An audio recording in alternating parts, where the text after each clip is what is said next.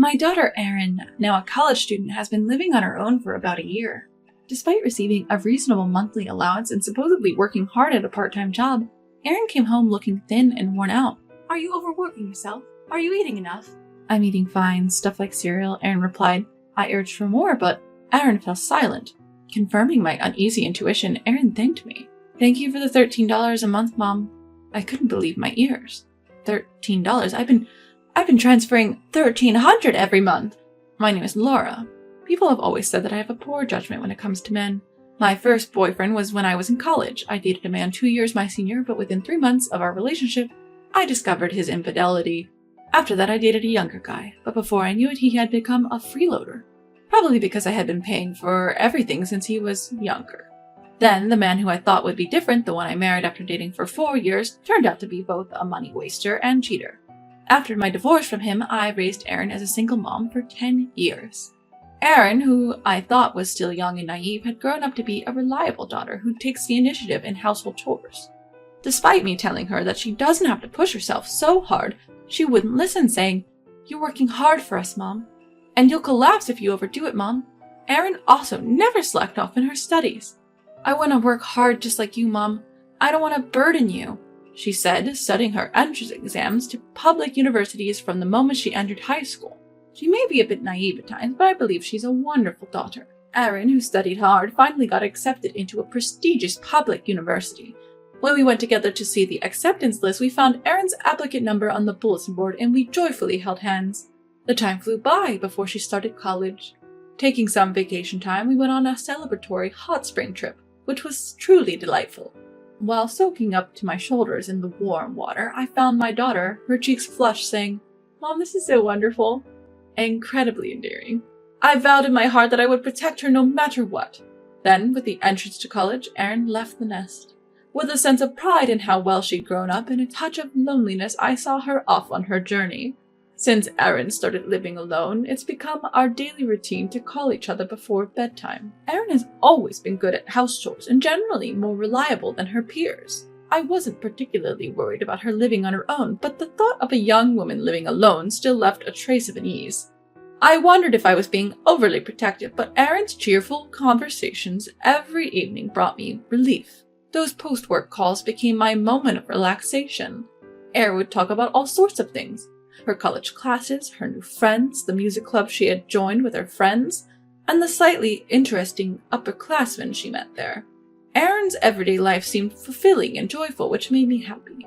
Towards the end of the semester, Erin told me with a tense voice, "You know what?" As it turned out, it was the joyful news of, "I recently got a boyfriend." The boy in question was Ian, the slightly interesting senior she met at the club. I replied, "That's great, congratulations," while I felt a slight concern deep down. After all, my daughter, the child of the woman who had been repeatedly told that she had no eye for men, got her first boyfriend. I was worried if my lack of luck with men had been passed down to her. "One day I'd like to introduce him to you. Can I bring him over?" Erin asked, perhaps sensing my anxiety. I put on a cheerful voice and replied, "Of course." When the summer vacation started, Erin came home and brought Ian along.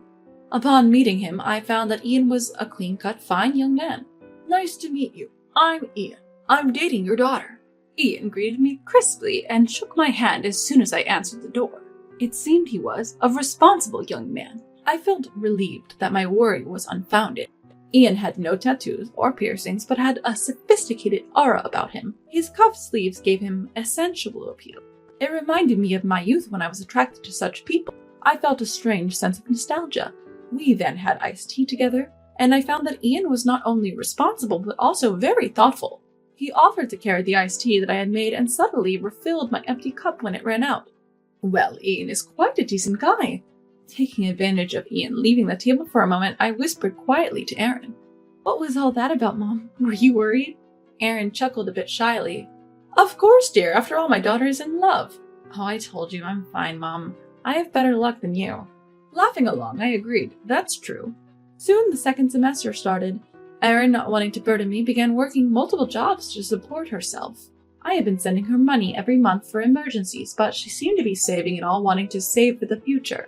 Apparently trusted by her employers, Erin was always busy with school and work, and lately didn't have much time for her club activities. Are you sure you're okay? Don't overdo it and use the money I send. Do you want me to come and help with chores? When I asked worriedly, Erin answered with a faint voice, I'm fine.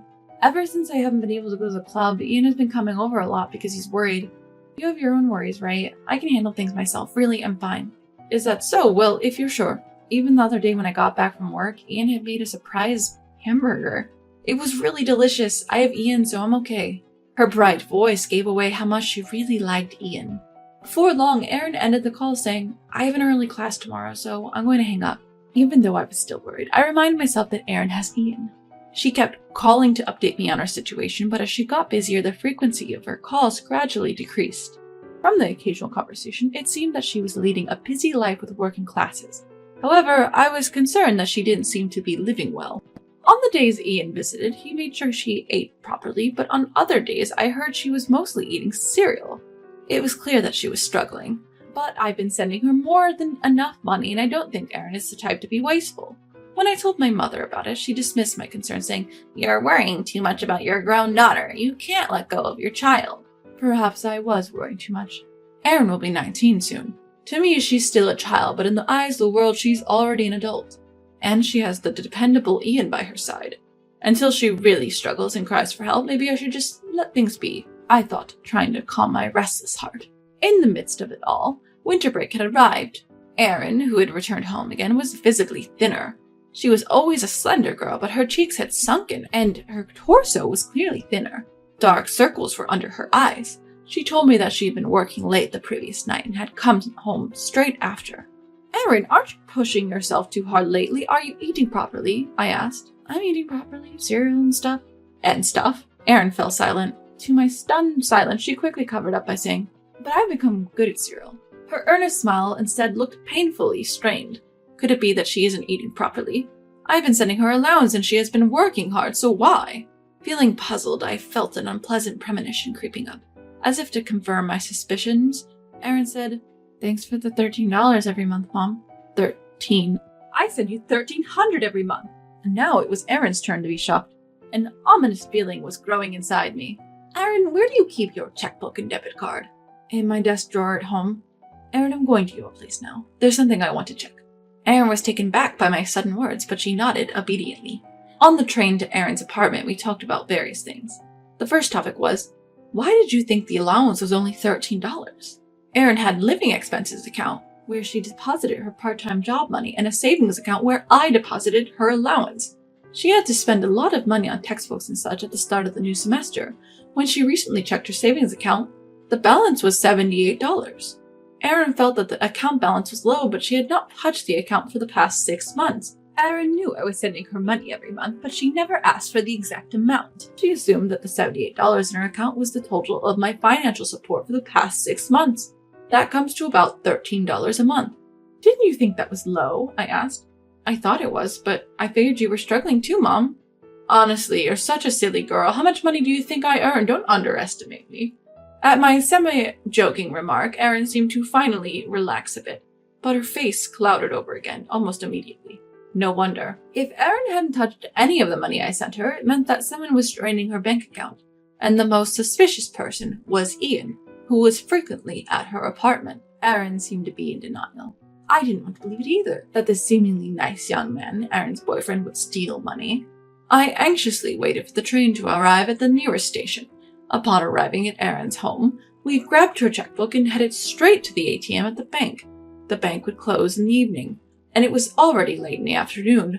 We were cutting it close. We slid the checkbook into the ATM and waited for it to be updated. When we saw the balance printed on the checkbook, we were both shocked. The money, a consistent $1,300, had indeed been deposited into her account every month. However, there was evidence of frequent withdrawals. Erin turned pale and muttered softly, Why? Seeing her on the verge of collapsing, I took her to a nearby coffee shop where I decided to probe deeper into the matter. Primarily, I wanted to know about her management of the checkbook. Erin kept her checkbook and debit card in a locked drawer in her desk. However, the key was kept in another drawer, so anyone who entered the apartment could potentially unlock it. The only person who could be rummaging through her room when she's not around was her boyfriend, Ian, who had a spare key. Moreover, the pin for the debit card was the same as the one she usually used for her other cards. Someone must have peeked when she was withdrawing money. I admit it was careless of me as well when I set up the account. I'm sorry, honey. Mom should have been more thoughtful too. I never imagined someone else would use the money. It's not your fault, Mom. I should have been more vigilant about managing it. While both of us were hanging our heads, I added, but the person who is most to blame is the one who spent other people's money without permission. Yeah, you're right. Erin's response was devoid of energy. That was understandable. She had been betrayed in such a way by the person she most likely trusted the most. Seeing my daughter so dispirited, my heart ached. I'll take care of this, I found myself saying. What? You may not want to make a big deal out of this, but it is a serious crime. We should gather solid evidence and take it to the police. The police? Erin's voice trembled, clearly disturbed. Yes, it's that serious, but don't worry, I'll handle the rest. It's all to ensure that you can have a peaceful college life, okay? Erin nodded hesitantly. A few days later, I visited a private detective agency that had helped me out when my husband was suspected of cheating. I need you to investigate my daughter's boyfriend. His name is Ian Mack.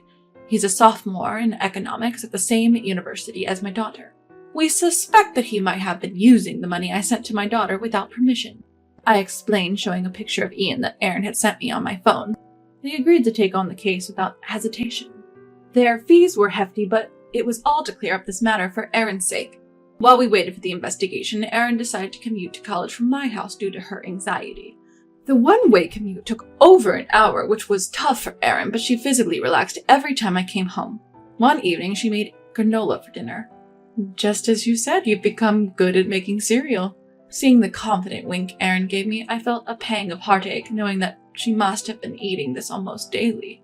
A month later, the result of the investigation came in. There was no doubt that Ian had been withdrawing money from Erin's account.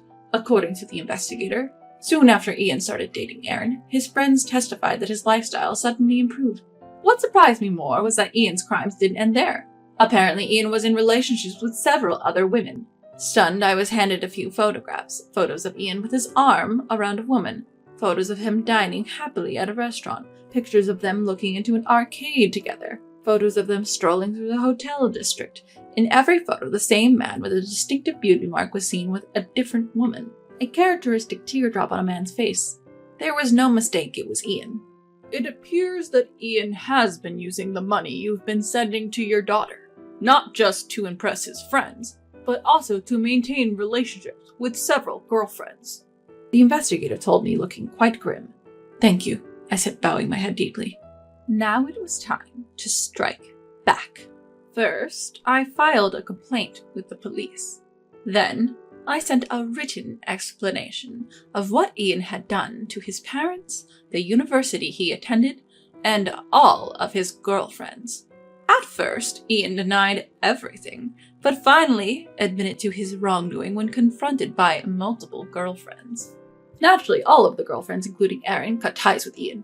Subsequently, due to the police case, Ian was expelled from the university and brought back to his parents' home. Fortunately, his parents were reasonable people and came to my house with a humble gift to apologize. For the time being, his parents agreed to reimburse the stolen money. I'll make our stupid son repay this, even if it kills him. Ian's father swore, even going so far as to almost cry. According to what Erin heard through the grapevine, Ian is now working multiple jobs to continue repaying his parents. By the time this incident settled, it was the beginning of spring. Just as Erin's spring break started, we decided to celebrate the end of this unfortunate relationship with our first trip to a hot spring resort in over a year. Erin had managed to get her life back on track since then, and her complexion and physique were returning to a healthy state. We soaked in the warm bath, ate plenty of delicious food from the inn, and watched TV. I felt like we were finally able to enjoy some peace for the first time in a while. Mom? Just before falling asleep, Erin spoke up within the covers. What's up? Remember how you and Dad divorced because of Dad's reckless spending and affairs, right? Hearing Erin's words, I was taken aback. My ex-husband, just like Ian, was a man who spent money lavishly in order to maintain a good face around others. Unable to cover the living expenses due to his spending and, moreover, having affairs, I slammed the divorce papers at my ex-husband. We ended up choosing similar kinds of men, didn't we? Erin gave a slightly sad smile. That's true, we need to be careful from now on. Feeling a little jittery, she responded with an intentionally cheerful tone. Speaking of which, you seem to have been looking happier lately. Did you get a boyfriend? No way, it's not a boyfriend. Could he possibly become a boyfriend? Recently, due to the incident, I've been getting along with the investigator, but I hadn't told Erin about it yet. Even so, did she sense something? Or was it just because we were mother and daughter who had lived together for so long? Wait a minute, are you sure it's going to be alright this time, Mom? Erin teased me with a chuckle. Well, it should be okay, right? Unlike your father, he seems to be a serious and reliable person. Come on, be serious. If it's after me, it's your turn, Mom, and that's not going to be a laughing matter. I'll be careful. After responding in a serious tone, Erin and I couldn't help but look at each other and laugh.